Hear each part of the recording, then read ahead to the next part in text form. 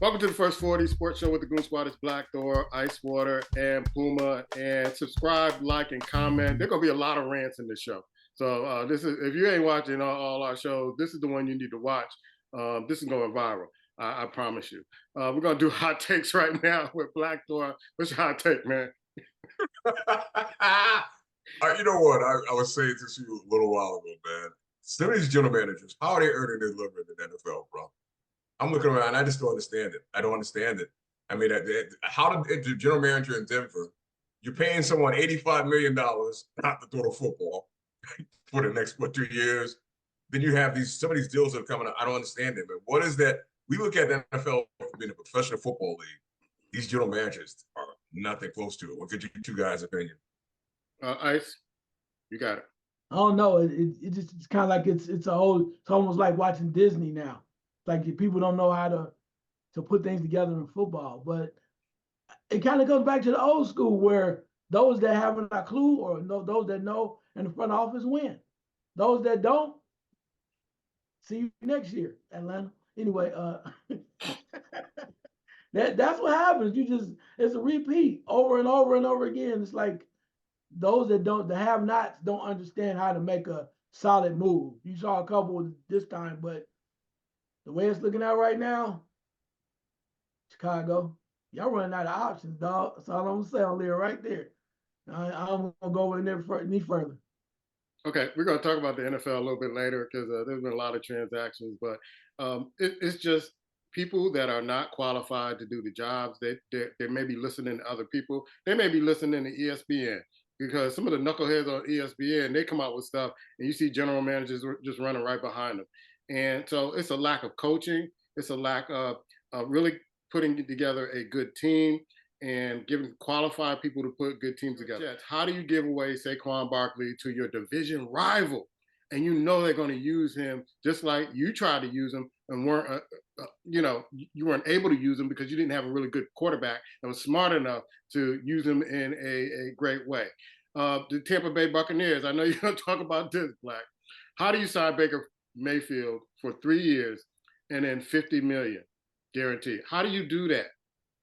2, no guarantees. Make that dude work every Sunday to prove himself, to make sure that he stays focused. Now we're going to start seeing all the different commercials, all this other stuff. So it's just a lack of people who are in positions that really don't know what they're doing, Black.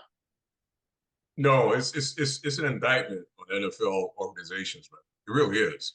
Because these cats, this is what you're paid to do. I know, from time to time you go on a rant about field goal kickers.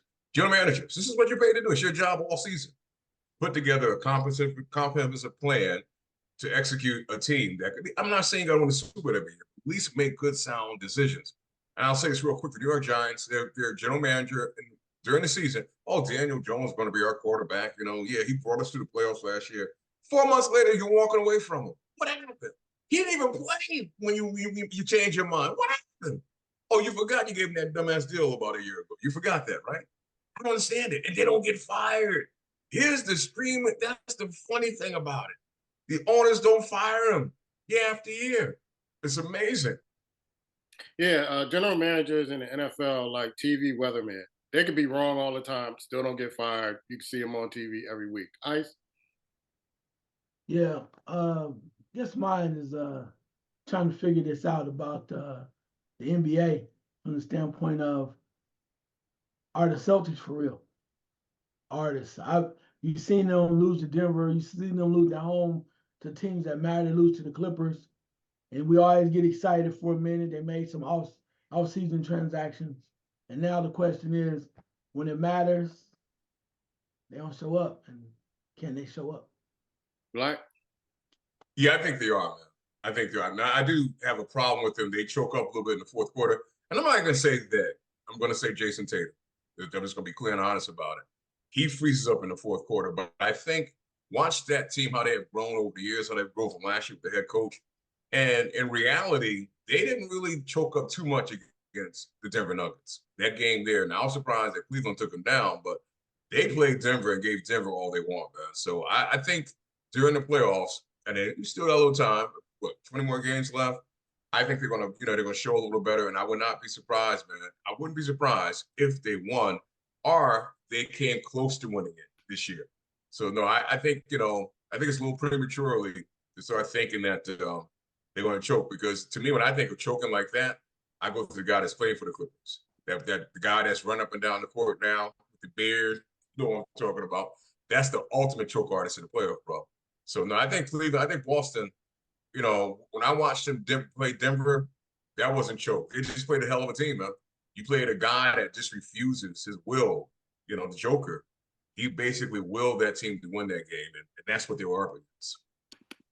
What I saw, Ice, is that Denver exposed Boston in this particular way. And they took away the number one guy, Tatum, and then nobody else steps up. Nobody's capable of stepping up. And I think people have been doing that over the years, but I think Denver has kind of gotten to a system like when we play Boston, or if we have to play Boston, we're locking up Tatum. We're making him work harder than he's supposed to work. And if Tatum goes really well, the Boston Celtics goes really well. But if you take Tatum out the mix, Brown sometimes doesn't step up. He may step up. I don't know if you can rely on Porzingis. I don't know who else you're going to rely on with the Boston Celtics to push them through if they lock down Jason Tatum. So that's what I saw, that the strategy that Denver had, that we're going to lock him up. We're going to make it things very difficult for him and see if the other team members can respond. And to me, they didn't. Ice? I want to say something real quick before I just want to say this. Here's what I think Boston needs to do, and it happens on great teams. They need to tell their players, Jason, you're the man in this team. Not Jason, Brown. You're the man. Jason, you're going to support him. Remember in Miami when it happened with LeBron, what happened with Shaq? You have to designate this is your team, whose teams it is. And then when you do that, the other players said, fuck, Jason can't be the man of that team. I don't care how many points he scored. He doesn't have the heart. He doesn't have the dog. Give it to Brown. Watch that team flourish. Ice? Yeah, I don't know. I mean, I have my misgivings about Porzingis, and it's not really him anymore. He's been playing pretty decent during the regular season, but when you look at you try to think about the guard play and where they're at right now, you got White still doing what he does, but I don't know. I mean, it's one thing to talk about it, it's one thing to say what they're going to do. It reminds me, truthfully, and I know they're very talented. It's not to take away from their talent, but it reminds me of watching the old Toronto Raptors. Right? They had Lowry and the other guy that's in Chicago right now. I can't think off the top of my head, but they every year they would come back with the same thing. Or Portland, every year everybody's talking about the guard play with Damian Lillard and whatnot. And every sooner or later he's like, wait, just wait and wait, and we still been waiting. Same thing with the Clippers. James Harden, we waiting and waiting and waiting. Boston, we're waiting. Yep. It just seems like they just don't have enough, and we're still waiting. We thought they were going to be. I don't think they have enough. They can't be Denver in a 7-game series. They can't. Yeah, well, yeah, I think they can. They can't. I don't think they can. I think they can, man. I think they can. I don't know what more they need, but Ice, to me, man, it's like you can still got the hungover for, because you've been riding hard for all these years, man. So now you just pessimistic, bro. No, I'm not at all. I mean, I just think that when you saw the one thing that you said, I will give you a little credit on this, just a little bit. The one thing that you said about last year, which was true, the way the Joker played, the Joker would destroy Porzingis in the middle. And you saw that during the regular season. The Joker pretty much can get off when he wants to.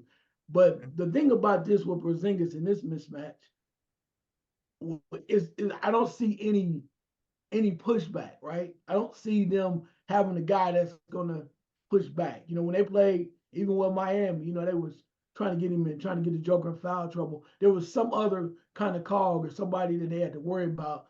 I don't see that in Boston. They know what the best player is going to do. But then after that, it's like, Brown, are you going to show up? Are you going to turn the ball over? Are you going to show up? It's just like Puma, you said, it's not enough. That's that chemistry. I like White, but White is serviceable. Kind of like what he was on San Antonio. You need some dogs. You just need some more dogs in there. And much as everybody applauded, talking about it was Marcus Smart's fault, wrong answer. You're going to miss Marcus Smart. Because he didn't do nothing else besides turn the ball over. He was a dog. He would go, he would fight. He would fight. But right now, you got a few puppies over there. We're going to find out, though. All right, let's go to college basketball. Houston in that number one spot. It's March Madness, baby. The championships of different conferences are happening. There are very good basketball games happening. Houston is still number one, followed by UConn, Purdue, hanging on, or hung on yesterday to move on in the Big Ten. Followed by North Carolina, who beat Duke. I got to call Pop because he's probably still mad over that loss and me talking trash before the game. Followed by Tennessee, who let me down and dropped one last week. And so they're number 5. They still may be a number 1 seed. We'll see. Followed by Arizona, Iowa State. Creighton moves up from 10 to number 8. Kentucky took out my Tennessee Vols, and followed by Marquette. I'm hoping, I wish Marquette's star player was still there. I think they will be ranked higher, but they've been really hurting since he's been out. And Duke is at number 11. They dropped down 2 spots. Ice, your eye test on college basketball this week. All I know is right now, I watched a lot of basketball yesterday, a lot of college basketball, and watched a little bit Saturday too. And I started thinking, I was like, I wonder if Black Thor has any clue about this. And I was like, hell to the no. But that's all right though. That's all right. That's how we like it because, he been feeling real good. Well, like they said, bro, the pandemic's over, bro. You about to get back to reality now. You had your little run during the pandemic and shit. Shit was crazy. We about to get back to the reality of things right now. But to answer your question, I saw some very good basketball. One of the teams may not make it. I think is really good enough, but they do not have enough quality one wins. That's Indiana State. I love that team. Yeah. They have a guard by the name of Isaiah Swope, and he can shoot, he can score from all kind of ways. Just exciting guard to watch. They lost to Drake and lost the championship, an opportunity to be an automatic. I know they don't have those tier 1 wins, but damn, they look so good. They got a nice solid big man. I like the way that they play. I was excited by them. Creighton showed me a lot as well. Creighton showed me that they're ready to play some real basketball. Kept trying to tell you about that Tennessee boy. You don't want to listen. You refuse to listen. I told you that Rick is a little shaky when it comes down to it. Why do you think Kevin Durant left early? Anyway, last but not least, Iowa State. Something about them. I think they're gonna hang around. They're gonna hang around for a little bit, and they're gonna make some noise. And finally, Black Thor, you writing this down? I know you are. You're thinking about it anyway. Finally, this team right here, they were up and down. They beat a great team in Arizona. Then they fell right back down afterwards. But they got a damn good team. Plus, I was looking at them too because their coach might be Ohio State's next head coach. That's Florida Atlantic. That is a solid basketball team. You do not want to play them at all in the tournament. Dusty May and his squad over there, they get after it. They play defense. They rebound, and they move the ball. That's the other thing too. You don't have to come and tell nobody. It's automatically, they look open, they look for the man, they kick it, dude wide open. They play hard, bro. I am looking forward to them. So I'm just saying, they made the Final Four last year, Black Thor. Before you go to Google it. I'm just letting you know. So just get ready. There you go. Yeah, I was watching that Drake and Indiana State game, and I hope both of those teams get in because Indiana State was the number 1 seed in the Missouri Valley Conference, and you knew it was going to come down to Drake and Indiana State. To me, Drake and Florida Atlantic play similar kind of basketball. They get up and down the court. They'll play small ball, and where they have one like power forward or center on the floor, and they'll have 4 different guards on the floor. They shoot real good from the 3-point line. So those are 2 teams that you probably want to watch for. I know Drake got the automatic seed. I even thought that they deserved to get in if they didn't win that game against Indiana State yesterday. Black, your eye test, man. I got to say this first, man, because Ice can feel what he want to believe, what I want to believe. Pandemic had nothing to do with balls. That was just, that was hard work, dedication for it. At some point, you got to give you'll wake up and learn to respect it. I remember years ago, man, when the tournament, I came very, very close. I think it was the year that Anthony Davis was playing for Kentucky. And there was a game, man, it was so close. I think it was by 2 points. But you all forget on that. You all just focus on that one 2 years back to back. You just can't, you can't stand it. But realistically, I don't, say what you want. It's coming. I will say this though, I'm a little surprised how it's almost seemed like college football in a sense where they're fighting to keep North Carolina and Duke close for whatever reason in the top 10. Duke loses, they can lose 20 games, and you look up there, they were still ranked number 9. I don't understand it. I just don't get it.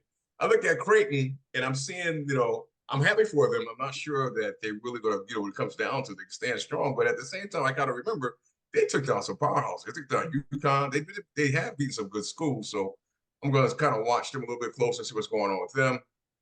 Arizona's just seem like they can't get any love, man. And again, it seems like the rankings are in love with Purdue for what reason I'm not sure. They seem like they're just in love with them. But Houston, I got to really kind of tip my hat to them because they starting to show that what they might deserve to be number one, a team want to pay attention to. But keep that in mind, gentlemen. I know when you want to cast off, the champ is the champ. Until he comes down, he is the champ. So he deserves somewhat respect, nobility. I don't get it. That's all right. But 1 year I can call it a fluke. But when I kick ass 2 years in a row, 2 years in a row, 2 years. Now last year was a beatdown. It wasn't even close. What y'all average like 50 points, 49 points in the tournament? That's right. I'm saying it. Because see, the fans don't know the score. They don't forgot the score. I want them to know this tournament come up. That's how bad they were done before we got to the final 8, final 4, 16, whatever. They were done. Puma might have been done the first weekend. I think we announced it, but we'll make sure we announce it this year. We got the most points. I'm pretty sure I say the points. But let me explain why I think some of these teams are getting higher ranks. It's because their conferences are really, really strong. The Big 12 really, really strong. And I think Houston won the Big 12. That was their first time in the Big 12. You got Kansas. You got a number of teams in that conference. And then the ACC is really, really strong. They're talking about putting like 7 or 8 teams from the ACC in the tournament this year. So yeah, I think that's why I think they keep getting ranked higher because the competition level in those conferences have, think about the Big 12 with Baylor, Houston, Kansas, all those. That's why they're getting that nod. I will say that with the Big 10 because they have some teams in the top 25, but those conferences like the ACC, the Big 12, the SEC, they got stronger competition this year. And so I think because those teams are ranked high that are not in the top 25, that's why they get the nod. Now, I can see that with some schools, man, but I'll throw another name out, Marquette. Give me Marquette's, give me their big win. I mean, it seemed like to me whenever they play somebody of a big school, they lose. Yeah. Every time they turn around, they're in the top 10, bro. Yeah, and they're missing a big key player, and so maybe that's why they giving them the nod because they're playing. They're still playing and competing, but they don't have their big player there. Ice. Yeah, well, I mean, that's how people are accustomed to certain teams being around for a long time, so they kind of get the nod and whatnot. Kind of like what's happening right now, I think in women's college basketball. Certain teams getting nods just because how it's going. But little tidbit, little note for those that are listening, particularly for Black Thor. One of Houston's major big men is out for the rest of the year. Yeah. So we're gonna see how that, along with that poor foul shooting, see how they deal with that. So little tidbit. If that was your national champion, Black Thor, so you go right ahead though. I see you copying out the Iowa State. I see you on that now. I see you on them now. Look, and notice, unlike Puma, I didn't try to hide it. I gave it to you. I didn't hide it. I figured you guys do your homework. That's what Black just said. I do my homework. I research.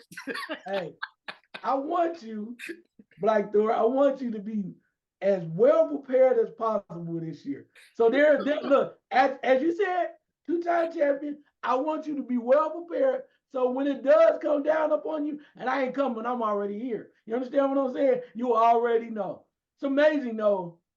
You talk about basketball, but damn, Puma, how many times have I won football so far? I'm just saying, and you pulling out the receipts. I want Puma, we not because this ain't that show, but I'm just saying, you awful proud pulling out receipts. My man was back here, bro. So, I'll tell you what, bro. I suggest before we go into our brackets, which I got the email, I answered it yesterday, so I'm ready to go with the bracket and kick off. What's my girl name in Philadelphia? Yeah, Picho. Yeah, bring her on. Bring her on at least one time. We're getting that. Because she just got to dust some ice up here, man. Bring her on. That's all. Oh, she does something to me up there. Okay, yeah, all right. Let's see if we Look, hey, let's see if we can I'm gonna dial tell her you up. something. Okay, and yeah, do that. She can't help me this year, bro. She can't save me this year, bro. She can't save me this year. I'm coming for you. I'm already here. I told you. I ain't gotta come like you did. I love it. I love it, bro. I love it. I love it. All right, let's go to the women's side. And I have to say this before I go into the rankings. South Carolina is still undefeated, and I saw the game with LSU in South Carolina. I like to congratulate Dawn Stanley and her team and the class she showed in that situation. She showed class. She showed that she's a leader of women. On the other hand, the woman who presents herself as a drunken floozy, who just showed that we were wondering why LSU was having so many problems this year. This woman is not a leader of women. She got in her press conference and had all this energy about she wished Reese would have pushed old girl. And I'm like, you didn't have that same energy when you were shaking hands with Dawn Stanley. Our Philly girl would have mopped you up. I wish that Dawn Stanley wouldn't have had so much class and would have mopped you up on that floor right after they won. But she cares about the game. She sees the long picture of we got to grow this college sport. So she stepped up and she was the bigger person and said, I apologize and we will do better. You, on the other hand, I don't know. You dress like a floozy. I don't know if you're drinking before games, but you show no class and you shouldn't be leading women. Any young lady who is thinking about going to a school to play basketball, that's your leader. If that's what you want as a leader, have at it. But she just showed me that she was not a leader. Ice? Yeah, it's a lot going on over there, man, from the standpoint of, after you come through and you handle the business and you win it right. It's been great chaos ever since. It's almost like they don't know how to enjoy being great, right? You become a champion and you start walking around like, you got it all together and whatnot. And sometimes it just appears, even perhaps even the coach, that they are literally full of themselves. You had a couple people not on the squad anymore for whatever reason, and the coach trying to pull them all together, acting like it's all going to get right now because you say so on command. And it's like, nah. So I think Don Staley's team though, when you look at her, they're on a mission, man. So it's like we just moving stuff out the way. You can try to push and do all you want to, whatever. It don't matter. Because at the end, that's when you know you good. In the end, it's like you can fight me, you can kick me, you can hit me. In the end, all we care about is whooping that. That's all we care about. You can talk about it, you can run through it, but like I said before, when they play that way, I think they're on a mission because I think they know how good they are, and it's like we're not going to stop until we get that title. Black? Yeah, Puma, I like what you said, man. You didn't leave any room for to kind of say too much about that head coach. And realistically, a coach basically, a lot of times your personality transcends down to your players. And that's how LSU is kind of looking. That's how they're kind of playing. That's why they're up and down like a seesaw, because she's up and down like a seesaw. She might have been intoxicated when she was doing that press conference. I don't think I ever heard a coach, male or female, stand at a press conference and said, I wish this player would physically hit another player. Think about that for a second. I wish you would have physically hit another player. So if that's the tone you're setting in the press conference, I can only imagine what you're saying to them basically when doors are closed or you're practicing with them. I can only imagine. So, I mean, to me, if I was a president of LSU, bro, you may want to sit her down and have a conversation with her because that has no place in women athletics. It just doesn't. That type of talk, it just doesn't. She's a poor representation, extremely poor representation of a head coach. And I know you all won it last year, but outside of that, you got to be kidding me. You got to be kidding me. I mean, unless you want to win at any cost and all costs, and guess what? You're not winning this year. So, but to me, at some point, she needs to be addressed. I not only addressed by LSU, the authorities there, the NCAA, you need to address her because she didn't come back and apologize for that. Realistically, that statement alone needs to be dealt with, and she needs to be dealt with. I guarantee you, if Dawn Staley said that, Yep. she might have missed the game. Yeah. They might have suspended her for a game. Seriously. I mean, when you have a head coach basically in a press conference acting like violence is okay, why didn't you? Seriously? I'm sorry, man. Because one thing college sports got to remember, male or females, younger kids are watching you. They're paying attention. You're setting the role. You're setting an example. And you have to understand that if you can't, you should not be in that position. Yeah, I totally agree. And like I said, if I had any young players out there who are female looking for a university, LSU is not the university for you because this woman showed that she has a lack of leadership ability for young women. And she didn't show any of that. She didn't show any class. This is not the first time she's done this. She used to do this at Baylor. And I doubt they do anything at LSU because she's one of their own. She's like a Bobby Knight down there, almost.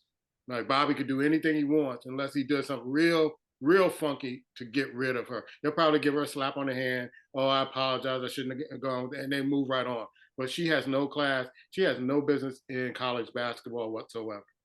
Let's go to the NBA eye test. Well, there's one story that I always talk about sports entertainment, all this other stuff. And Rudy Gobert got fined $100,000 for a money gesture for a referee that is good friends with the other ref that got caught up in the scandal, Black. So I know you want to give your eye test, but talk about that a little bit. Rudy Gobert getting fined $100,000 saying, hey, these referees might be on the tape. Well, my thing is this, man. That is something personal that you should not levy unless you know it's true. Just my personal opinion, man. I like on NFL, they didn't waste any time. There are times, man, when I think the NFL players, I'm tired of seeing this myself. And hope I'm answering your question. I think it was a dumb thing he did. I mean, I forgot about that cat that was rogue that the NBA did. That was a long time ago. So I'm not connected to it like I used to be. But I'm going to say this. These NFL coaches, not coaches, NFL referees, they're making $300,000, maybe $500,000 a year. That's all they're making, Dad. And you got these players making 40, 50, and every time a shot goes up, you go up and do a bad shot. What's this? Looking for a freaking foul. You're a professional. Go play the game. They're not going to get every call right. I mean, grow up as men. Rudy Gobert, you're a big jackass. That's who you are, bro. You should be a dominating player in the league, and you're not. Half the time you get the ball, you throw it out of bounds. Half the time, if not the majority of the time. So to do this move to an NBA coach, what's really need to have happen? And I'm going to give this to the commissioner. The players got to learn to start, and they got to handle the refs with respect. It has to happen. It's bad enough the fans, we get on them, everything, but here again, they got a job to do. And I'm to the point now where, man, it should get to the point, and I know it's going to sound like Walter League football camp. I don't want to see players interact with the refs anymore. Let the head coach do all the talking. As an NFL player, shut your mouth. I don't care how egregious it is. I don't want to see this. LeBron with this, with that. I don't want to see that anymore. I'm tired of it. If they didn't call a foul, they're not going to change their mind because you do this. You look at them, you stare them down, you cuss them out. It's not going to happen. But they need to be respected, bro, whether they're right or wrong. And what he did to me was totally disrespectful. All right. We'll get to your eye test a little bit later. Ice, your thoughts about Rudy Gobert and his gesture? Yeah, I mean, but he's been a clown for the last couple of years, right? To just remember, this is the same dude, right when COVID was coming together, and he was like, acting like he was sick and touching all the microphones, and then his dumb ass end up getting COVID, and I want to shut his whole squad down. And then, and you get cats like his former teammates mad at him because he was being stupid. I mean, so I don't know, man. Sometimes you just wonder. People have money. You act like they might have a little sense because he was a professional athlete, but it doesn't surprise me. And I think the NBA is they're tired of his little antics. Telling you that they're tired of what he's doing. Although he might have a little something, he might have something. But see, when you cry wolf, ain't nobody gonna believe you. He been such a clown. He might have a measure of a point to share with other people. But he nobody will believe him. He been a clown so much. People like, oh, you know that shit ain't true. Look where it come from. Come from Gobert. Yeah. Black, I'm looking at the standings. Boston's still in control, and they are already made the playoffs. They were 8-2 in their last 10, followed by the Bucks, who are 8 games behind first place, followed by the Cavaliers, who are number 3. The Knicks are sliding with a 4-6 record in the last 10. The Magic are making a run, 7-3 in their last 10, and the Bulls here 5-5. old boy is Ball is cleared to work out. So that's been like 2 or 3 years. So he's cleared to work out. Don't know if he's going to play this year. Anyway, the Thunder up one game over the Nuggets. The Nuggets 8-2, and the Thunder 8-2 in the last 10. Timberwolves, after their big man went down, they're 5-5, followed by the Clippers. I have no respect for the Clippers, even in the regular season at this particular point. They will find a way to lose games or keep playing games tight. I, it, it's just kind of, it should be a sin to have that much talent and not be able to do anything with it. It should be a sin when the NBA has that much talent. And you have the Phoenix Suns, the Pelicans, 73 in the last 10.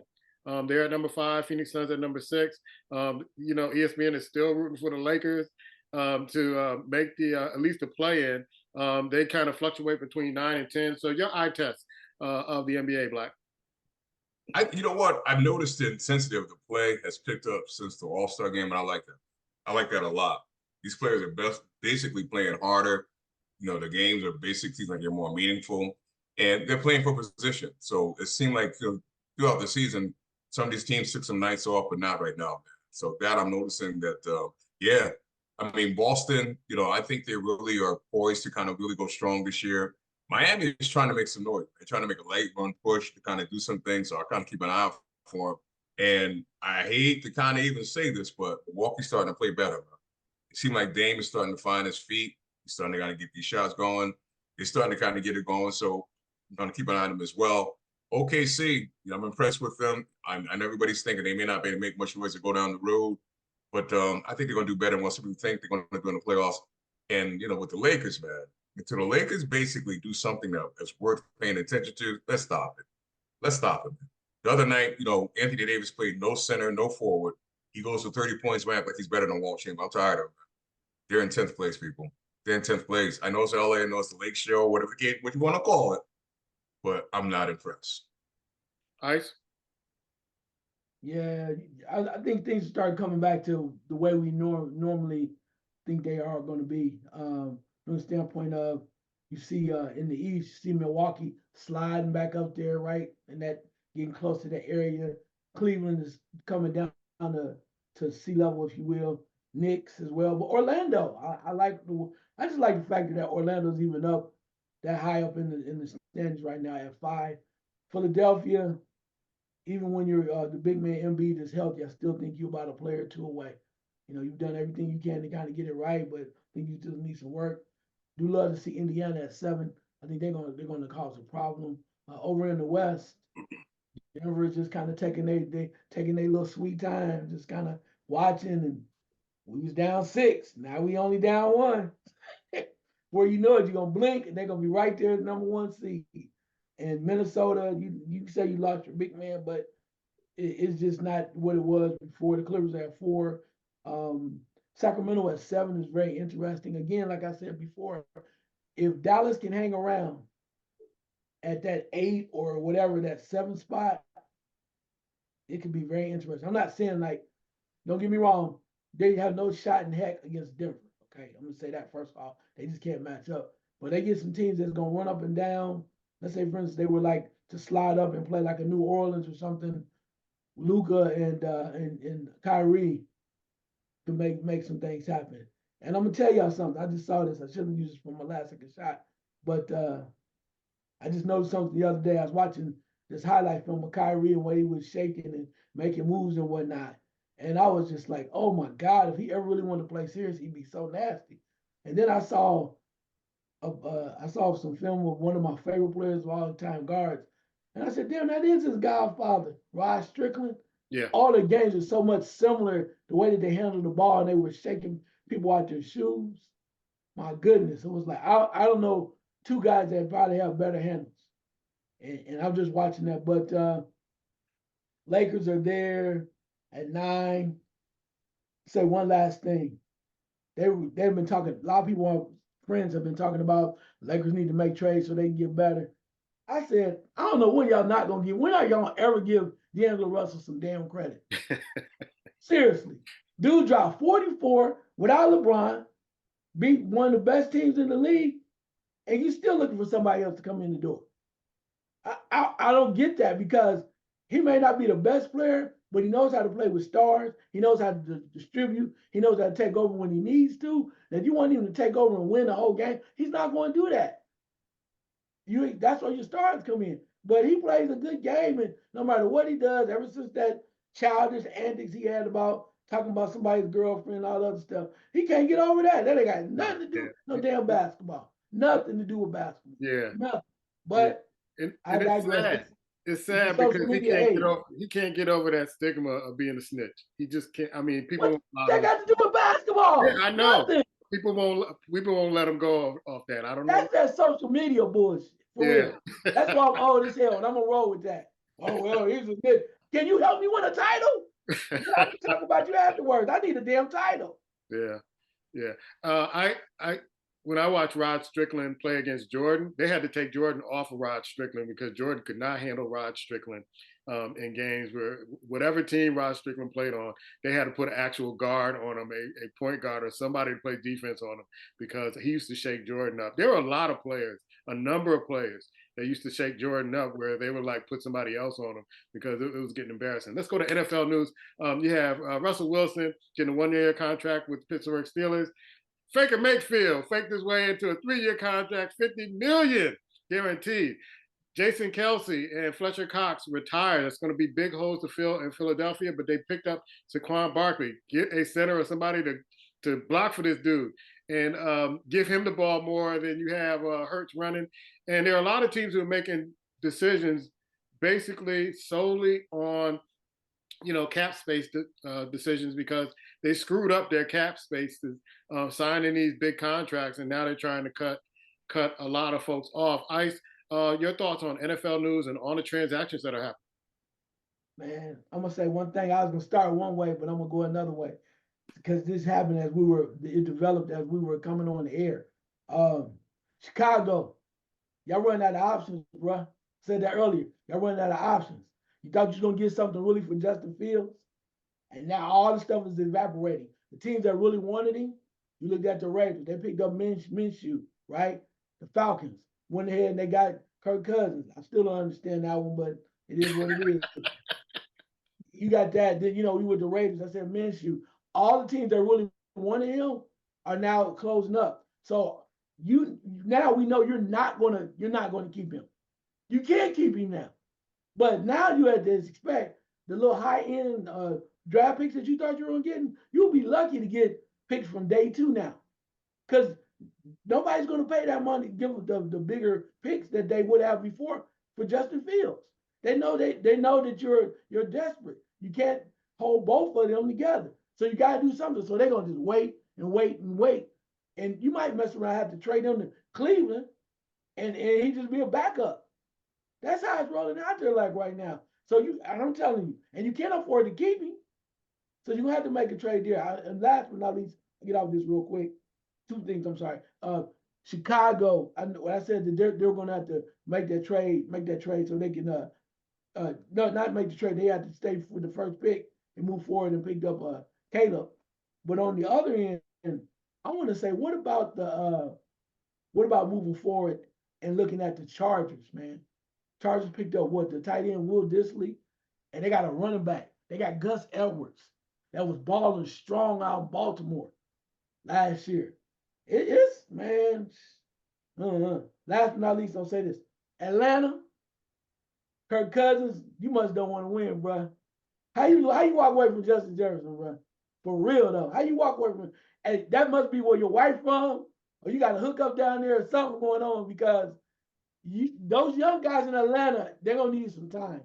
And you probably got about 2 good years, maybe not even that. And you're gonna go down there. So I hope whatever you find down, you got a foundation for your family. That's what you're doing. But it don't look like you was trying to win, bro. I'm just saying, when you made that decision. Did they guarantee him any money? Oh yeah. Oh yeah. It's a 4-year contract. So yeah. Yeah. They got guaranteed quite a bit. He must got naked pictures of somebody black to keep getting guaranteed money. He got $80 million from Minnesota. I don't know how many million he's gonna get from Atlanta. But your thoughts, man, on all these transactions? And he's leaving Minnesota with about $29 million salary cap. Think about that for a second. Think about that. Like I said earlier about these general managers, bro. I said earlier, you're on a hit now for 29 million. You packed up and left you to go play somewhere else. And they can't play until like what, October, November? Can't play. So you figure with Atlanta for the first year, you're not gonna have them. No training camp, nothing. I mean, it's like it's mind blowing. I mean, I don't understand it. I mean, we all know Kirk Cousins gonna give you 5 good games every season, bro. And I mean, and speaking of which, this is gonna get paid a little bit. Dak Prescott get ready to bring some money home, bro. They haven't won a damn thing yet. He get ready to take some money home. Talk about general managers. But realistically, man, like Gus Edwards, I think the Chargers quietly they're getting ready, boss. Because to me, that Edwards sign about the running back deal says to me that they're taking the ball with that quarterback's hand. Yeah. Yep, they're taking it out of your hand. We're gonna do some pounding and grounding. We're gonna win some close games. We're gonna get there. Harbaugh ain't no joke, bro. He ain't no joke. Quietly, he's going about his business. He's going about his business. The NCAA wanted to kind of basically choke him up a little bit. He's like, nah, I'll go play in the NFL. I want this. I'll go play. So I don't understand it. I will say this about Chicago with their quarterback. Who in their right mind you thought this was going to give you a first round draft pick for him when you're trying to get rid of him? And you basically strung him up for 3 years and let him play well. Who in their right mind is going to give you a first round draft pick?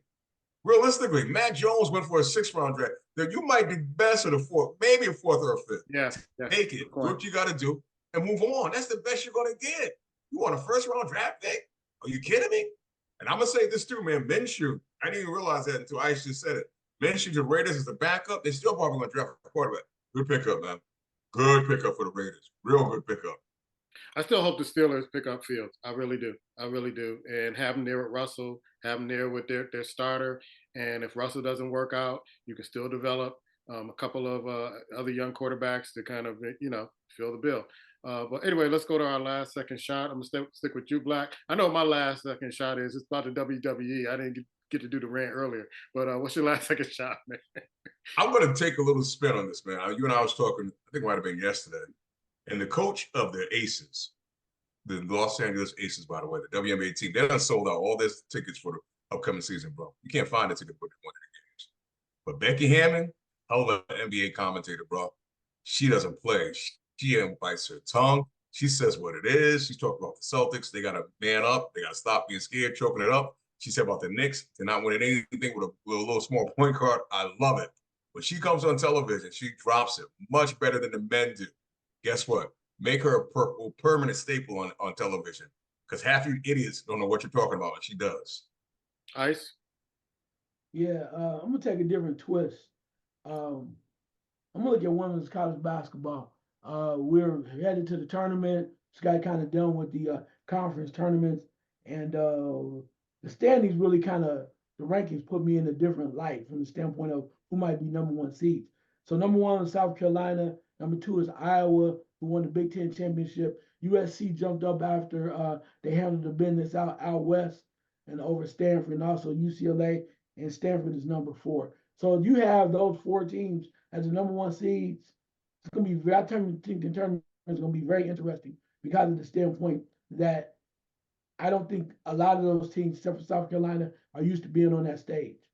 And a lot of good teams are going to be right below them, ready to pounce. From the standpoint of UCLA, Ohio State, LSU, NC State, Virginia Tech, Indiana, Texas. I think they're going to raise hell because they're not number 1 seed. There's a lot of pressure that comes with that number 1 seed. So particularly with Iowa, y'all stay tuned. Yeah, it's going to be real good. I read a story earlier this week or over the weekend. The WWE is going to induct Muhammad Ali into their Hall of Fame. First of all, where's their Hall of Fame? In a strip mall in Iowa somewhere? What? Nobody's ever heard of this Hall of Fame. Why would you put Muhammad Ali in there? Why would you insult a great champion like that and put him in your sports entertainment Hall of Fame? Show me where this Hall of Fame is and who are the higher ups who came up with this? Nobody's watching that. One of the greatest athletes and men ever. You're going to put him in a WWE Hall of Fame? When did Ali even wrestle? I mean, I probably did a publicity stunt or something like that. He probably refereed, but y'all gonna put him in the Hall of Fame? Are y'all that desperate now that Vince McMahon, you had to run him out? What are you doing? What are you doing? It's an insult. Y'all need to stop it. As Michael Jordan would say, seek help. Get some help. But don't put Muhammad Ali in there. Where's your Hall of Fame? Please tell me. Somebody email me. Tell me. Where's their Hall of Fame? In a shopping mall in Georgia, in a strip mall in Idaho? Where's the WWE Hall of Fame? We're going to do a wrestling show for the fight game pretty soon. As soon as Black can get off his schedule, we got to talk about this. We'll put our own Hall of Fame together at WWE and WWF. How about that? See you later. WWE Hall of Fame.